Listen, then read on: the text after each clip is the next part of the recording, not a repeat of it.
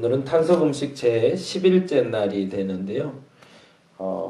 우리가 큰 대형 마트에 가면 좀 저렴하게 물건을 살 수 있긴 하지만 그 큰 마트보다 우리 작은 마트를 오늘 한번 사용해보는 연습 한번 해봤으면 좋겠습니다. 교회에 있는 쇼핑 지역에 가지 말고 동네 가게나 재래시장이나 생활협동조합에서 이용할 수 있는 여러분 되기를 한번 여러분이 그렇게 실천해 봐 주시기를 바랍니다. 누가복음 1장 1절에서 25절까지 같이 한 목소리로 천천히 읽도록 하겠습니다. 우리 중에 이루어진 사실에 대하여 처음부터 목격자와 말씀에 일꾼된 자들이 전하여 준 그대로 내력을 저술하려고 붓을 든 사람이 많은지라. 그 모든 일을 근원부터 자세히 미루어 살핀 나도 데오빌로 각하에게 차례대로 써보내는 것이 좋은 줄 알았노니 이는 각하가 알고 있는 바를 더 확실하게 하려 함이로라. 유대왕 헤롯 때에 아비야 완열에 제사장 한 사람이 있었으니 이는 사가랴요 그의 아내는 아론의 자손이니 이름은 엘리사벳이라. 이 두 사람이 하나님 앞에 의인이니 주의 모든 계명과 규례대로 흠이 없이 행하더라. 엘리사벳이 잉태를 못하므로 그들에게 자식이 없고 두 사람이 나이가 많더라. 마침 사가랴가 그 반열의 차례대로 하나님 앞에서 제사장의 직무를 행할세 제사장의 전례를 따라 제비를 뽑아 주의 성전에 들어가 분향하고 모든 백성은 그 분향하는 시간에 밖에서 기도하더니 주의 사자가 그에게 나타나 향단 우편에 선지라. 사가랴가 보고 놀라며 무서워하니 천사가 그에게 이르되 사가랴여 무서워하지 말라. 너의 간구함이 들린지라. 내 아내 엘리사벳이 내게 아내를 낳아주리니 그 이름을 요한이라 하라. 너도 기뻐하고 즐거워할 것이요 많은 사람도 그의 태어남을 기뻐하리니 이는 그가 주 앞에서 큰 자가 되며 포도주나 독한 술을 마시지 아니하며 모태로부터 성령의 충만함을 받아 이스라엘 자손을 주 곧 그들의 하나님께로 많이 돌아오게 하겠습니다. 그가 또 엘리야의 신령과 능력으로 주 앞에 먼저 와서 아버지의 마음을 자식에게 거스르는 자를 의인의 슬기에 돌아오게 하고 주를 위하여 세운 백성을 준비하리라. 사가랴가 천사에게 이르되 내가 이것을 어떻게 알리오? 내가 늙고 아내도 나이가 많으니이다.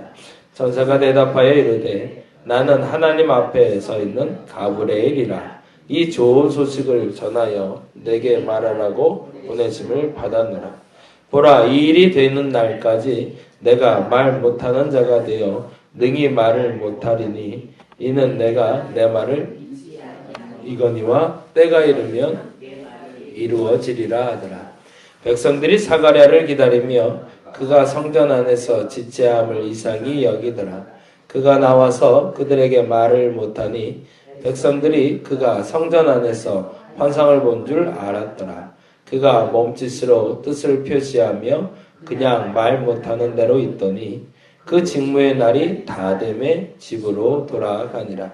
이후에 그의 아내 엘리사벳이 잉태하고 5달 동안 숨어 있으며 이르되 주께서 나를 돌보시는 날에 사람들 앞에서 내 부끄러움을 없게 하시려고 이렇게 행하심이라 하더라. 아멘, 아멘.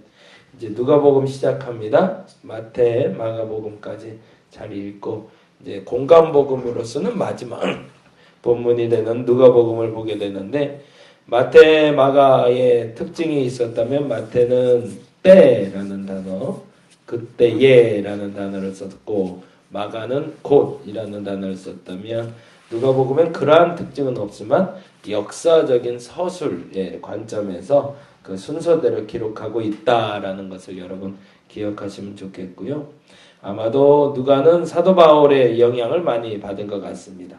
마가는 사실은 베드로의 영향을 많이 받고 그 복음서를 기술하게 되었다면 누가는 사도 바울의 영향을 많이 받고 기술하게 되었고 혹자들의 얘기로 그렇게 얘기를 합니다. 사도 바울이 이제 로마로 잡혀가는 그 시기 전후로 누가가 계속 동행을 하다가 어느 시점에 누가에게 이 모든 기록에 대해서 네가 남겼으면 좋겠다는 권면을 듣게 되었고 누가가 사람들을 만나 인터뷰도 해보고 그리고 소식도 들어보고 또 그 자리도 성전에 대해서 혹은 그 성지에 대해서 둘러보듯이 마치 베들레헴과 예루살렘과 그 일대를 돌아보며 사람들을 만나 수집한 그 자료를 수집해서 만든 복음서가 바로 누가복음이다라고 말하기도 합니다. 그래서 그만큼 좀 더 자세하고 상세하고 그리고 보다 정확히 말하면 누가가 의사이기 때문에 그 서술에 있어서 세밀하게 기록하고 있음을 우리가 보게 됩니다. 그래서 누가의 관점은 첫째는 이것이 역사적인 것인가에 첫 번째 포커스가 있고 두 번째는 가난한 자라는 포커스를 가지고 있습니다. 특히나 누가가 기록했을 때 당시의 이 기록의 방식은 마가나 또한 마태와는 달리 헬라적인 철저한 그레코 로망 시대에 기록하는 서신서 기록 그리고 글에 대한 기록 순서를 그대로 밟고 있습니다. 그래서 서문이라 여겨지는 1장 1절에서 4절까지 내가 누구에게라는 단어가 기록되어 있죠. 여기서 기록된 데오빌로라는 사람이 한 사람이다라는 말도 있고 사람이기보다 한 단체를 대표한다라는 이야기도 하긴 합니다. 근데 중요한 것은 그 누가가 그 누군가의 대상으로 삼아 그에게 복음을 전하고자 하는 목적으로 기록했다라는 것이죠. 그리고 굉장히 중요한 사실이 바로 5절에서 25절에 기록된 단어인데 그거는 마태나 마가에는 기록되어 있지 않은 사가랴라는 한 남자와 엘리사벳이라는 한 여인에 대한 이야기입니다. 이 사건이 중요한 이유는 성경의 모든 시대를 시작하는 데 있어서 공통적으로 나타나는 특징이기 때문에 그렇습니다. 한 사람이 아니라 한 시대를 시작하는 데 있어서 하나님이 중요시 여기는 사건이 하나가 있는데 그것이 바로 여인의 태를 닫는 겁니다. 족장시대가 시작되는 시점에 아브라함이라는 한 남자가 있었고 사라라는 여인이 있을 때 사라와 아브라함을 사용하기 위해서 하나님이 쓰신 첫 번째 방법은 사라의 태를 닫는 거였습니다. 그리고 100세가 넘게끔 아이를 갖지 못하던 사라의 태를 열어서 그가 기도하게끔 하시고 그 기도로 말미암아 새 시대의 시작을 열어주시죠. 이삭과 리브가도 역시 마찬가지였고 야곱의 경우에도 마찬가지였는데 특히나 야곱의 경우에는 아이가 12이나 있는데 뭐라고 생각하실지 모르지만 굉장히 재미난 사실은 라헬이란 여인의 태를 닫음으로 요셉이 잉태하게 되었다는 사실입니다. 그래서 요셉이 낳기까지 라헬이 얼마나 많은 고뇌와 근심이 있었는지는 알 수 없지만 한 가지 더 중요한 것은 믿음의 대를 이어가기 위해서 믿음의 어머니를 하나님이 먼저 준비하신다는 겁니다. 또 하나의 예표로 드러나는 사람이 바로 사무엘이라는 사람을 낳게 된 한나라는 여인이죠. 그래서 왕정시대를 시작하기 이전에 사사시대를 마무리하고 왕정시대를 시작하는 시점에 하나님은 한나의 태를 닫으시고 그녀가 기도하게 하시고 그 믿음의 어머니를 통해서 사무엘을 낳게 하십니다. 그리고 예수 그리스도의 나심을 기록하면서 하나님은 또 동일한 역사의 준비를 하기 시작하십니다. 그게 바로 믿음의 어머니 엘리사벳을 준비하는 일이었습니다. 그리고 그들이 하나님께 드릴 수 있는 한 아들을 준비하게 하시는 거죠. 그런데 참 재미난 사실이 나오는데요. 사가랴의 이야기를 잠깐 한번 보면서 말씀을 드릴게요. 8절 말씀 볼까요? 8절 말씀 같이 한번 읽어보겠습니다. 먼저 6절부터 보면 좋겠습니다. 6절부터 읽어보겠습니다. 이 두 사람이 하나님 앞에 의인이니 주의 모든 계명과 규례대로 흠이 없이 행하더라라고 되어 있습니다. 이 두 사람이 사가랴와 엘리사벳이죠. 믿음의 두 남녀가 있는데 그들에게 아이가 없었습니다. 그것이 7절에 다음과 같이 기록되고 있죠. 엘리사벳이 잉태를 못함으로 그들에게 자식이 없고 두 사람이 나이가 많더라. 그럼에도 불구하고 두 사람이 하나님 앞에 의로움을 지켜가고 있다는 것이 중요합니다. 사실은 오늘 하고 싶은 얘기의 포커스는 거기에 있습니다. 6절과 7절 말씀의 연관성은 엘리사벳이 사가랴와 결혼하고 하나님 앞에 흠없이 자라가고 있음에도 불구하고 살아가고 있음에도 불구하고 그들에게 아이가 없음을 탓하고 원망한 것이 아니라 그럼에도 불구하고 그들의 자리를 지켜가고 있었다라는 겁니다. 그런데 8절 말씀 같이 읽어봅니다. 마침 사가랴가 그 반열의 차례대로 하나님 앞에서 제사장의 직무를 행할세라고 되어 있는데요. 이게 사실은 특별한 은혜의 자리가 됩니다. 제사장은 24반열로 되어 있었습니다. 당시는 24반열로 되어 있었고 한 반열이 1년에 2차례 올라가서 주님의 성소에 분향단에 분향을 하게 되어 있었는데 이게 특별한 은혜라고 말하는 이유는 끊임없이 드려지긴 했지만 한 반열마다 제사장이 900명에서 1000명 정도 됐습니다. 그러니 지금 24,000명 정도 대략 되는 인원 중에 사가랴가 특별한 은혜를 입게 된 거죠. 근데 그 방법을 어떻게 했냐면 제비를 뽑아서 제비 뽑아 한 사람이 뽑히게 되면 그 사람에게 그러한 특별한 은혜가 임하게 되는 겁니다. 그러니 사가랴로서는 얼마나 특별한 기회를 이제 만났으니 이날을 기대를 하고 들어가게 된 거였죠. 근데 문제가 발생했던 겁니다. 본인 입장에서는 은혜를 입은 거지만 타인들 입장에서는 어떤 현상이 벌어졌냐면 벙어리가 된 거거든요.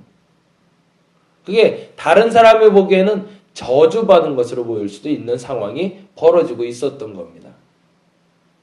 그럼에도 불구하고 사가랴는 벙어리가 됐던 스스로를 지켜내고 다음과 같이 기록하고 있죠. 22절, 23절 볼까요?